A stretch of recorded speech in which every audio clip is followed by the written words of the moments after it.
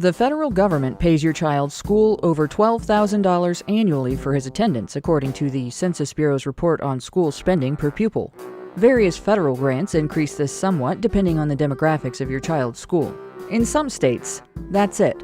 Federal funding constitutes most of their per-student budget. In others, state and local funds increase the total amount to over $15,000. The highest noted by the Census Bureau is New York, with a total over $23,000, money that all comes from taxpayers' pockets. Reasons stated as alleged justifications for its confiscation and expenditure are the student's right to equal access to education and the community's interest in maintaining an educated, prepared workforce. For about a century, the general public has agreed with those reasons enough to consistently rely on the public education system for those outcomes. So, is that what you are getting for your money? What are boys getting in exchange for the taxes paid on their behalf by their communities?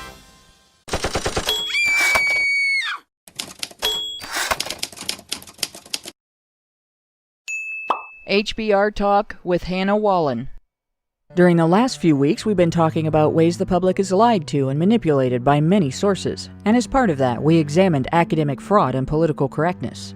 By examining the politicization of school curriculum, we're better able to understand today's violent, destructive political unrest, much of which relies on manipulation and exploitation of young men. Generations of students have been increasingly indoctrinated with grievance politics to the detriment of their practical education and their ability to sort out ideas that can lead to phenomena like the current social and political conflict. Students graduate with the names of every protected identity in the alphabet soup movement memorized, but can't spell or properly explain the definitions of many of them due to being functionally illiterate.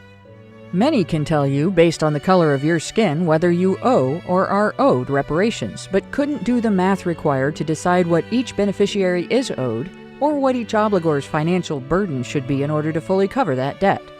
Many can fully navigate the complexity of the progressive stack, but couldn't use a roadmap to navigate their way to any building housing an agency dedicated to protecting their civil rights, at least not without a voice from a smartphone app telling them which way to turn and when. Most are unprepared for college, or for trade school, or even for the minimum wage job market. They have been widely, deliberately set up for economic failure with a built-in set of designated targets for them to blame, resent, and hate.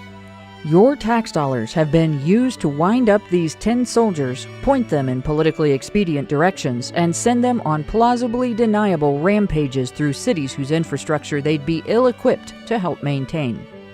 Boys in particular have been taught that they're defective, a threat to women and girls, and they're recipients of a legacy of anti-female despotism created and maintained by their forefathers. While they're not getting the help they need developing functional literacy, math and logic skills, understanding of scientific methods, and knowledge of history, they are being indoctrinated with a sense of guilt, illegitimacy, and obligation. They're told our entire society is bad for women, who they instinctively tend to try to protect. Is it any wonder there are now unruly mobs trying to tear it down and replace it with the collectivist utopia they've been told would be more female-friendly? What happens when boys aren't so easily manipulated, don't fit the mold, or have special needs of their own? We've previously reported on the school-to-prison pipeline, which refers to policies and practices that push schoolchildren, especially those most at risk, out of classrooms and into the juvenile and criminal justice systems. As the National Council on Disability states, this pipeline reflects the prioritization of incarceration over education. Boys in particular have been disadvantaged in this manner, especially where policy tends toward a one-size-fits-all mentality, and where it's politically correct to give preferential treatment to girls. Zero-tolerance programs leave no room for educators and administrators to treat any unwise choices made by students as mentoring opportunities instead of major crises. A 2016 report by the American Sociological Association found that many school environments are not conducive to boys' success, with the same behaviors more likely to lead to boys being held back than girls, later leading to more boys dropping out of school than girls. The report noted that boys' learning may be more affected by the institutional response to their behavior and by the behavior itself, meaning that boys' needs may differ from those of girls in ways that may make the current educational environment and practices themselves detrimental to boys' success. When gender bias intersects with race or disability, the problem is exacerbated, while simultaneously providing an excuse for educators and officials to ignore gender as a contributing factor. A 2019 report to the U.S. Commission on Civil Rights found that boys, particularly minority boys, are disproportionately represented among students who are disciplined using out-of-school suspension or expulsion. While the data indicates race and sex both impact disciplinary decisions, the report barely mentions sex, instead focusing heavily on race. A 2015 report by the National Council on Disability stated, frequent use of out-of-school suspensions has no academic benefit and is strongly associated with low achievement, a heightened risk for dropping out, and a greater likelihood of juvenile justice involvement. The report also stated, studies show that up to 85% of youth in juvenile detention facilities have disabilities that make them eligible for special education services, yet only 37% receive these services while in school. This has serious implications for instances of male students in particular ending up in juvenile detention as a result of in-school behaviors leading to the student's arrest, or as a result of behaviors a student engaged in while suspended or expelled or after having dropped out of school. Both of these reports demonstrate how the unique impact of harsh discipline on male students is often ignored or treated as a non-issue, as the focus is redirected or narrowed to demographics whose interests are more politically correct. This is happening to a largely captive audience. Unless families can afford private education or homeschooling, their school-age children are required to go through the public school system.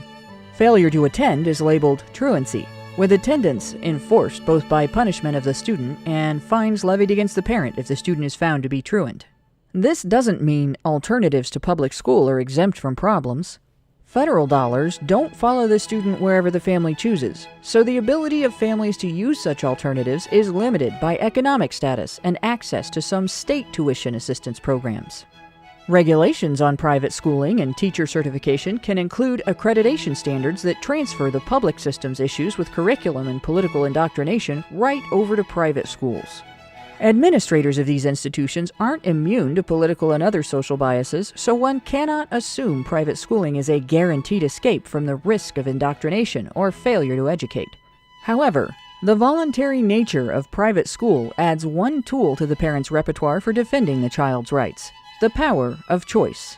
The term school choice describes a variety of programs which have one thing in common: some method by which parents can use government funding already designated for their child's education to pay costs associated with an alternative to the public education system. Details can vary from the use of tax credits to repay some expenditures by families or grants and scholarships given by institutions to vouchers that allow state funding to follow the student. Currently, the idea of a voucher system for federal funds is under public debate. With the bulk of most students' funding coming from the federal government, this would have a much more significant impact. Such a system would increase parents' ability to protect their students' right to functional, effective education through vigilance towards school policies and practices and abandonment of institutions that fail to meet the parents' standards. Boys in particular would benefit from the ability to abandon schools where they are denigrated or underserved because of their sex, or which substitute identity politics for practical education and allow those with special needs, especially boys with special needs, to fall through policy cracks into the juvenile and criminal justice systems. This would not be a magic solution to the problems of the public education system, but would rely on parents holding administrators accountable for the impact of these factors on student outcomes. Critics of the concept of school choice claim the idea merely exchanges one form of discrimination and political indoctrination for another. Some claim parents who approve of the current environment would no longer have access to it. These complaints are questionable at best. Such a system would not prevent educational institutions from maintaining any specific set of policies and procedures. It would only prevent them from imposing such biases on an audience forced by the state to accept them. Parents would still have the choice to use their students' funding to access and support institutions whose policy and procedures they approve, including the public school system. They just wouldn't be doing so in an environment where other families are forced against their will to join them. So, what's the bottom line in this debate? The bottom line is the bottom line. Whose money is it? Who has the right to decide what educational policies and procedures taxpayer dollars go to fund? A limited set of elite administrators, or the public on whose children's behalf those funds are being spent?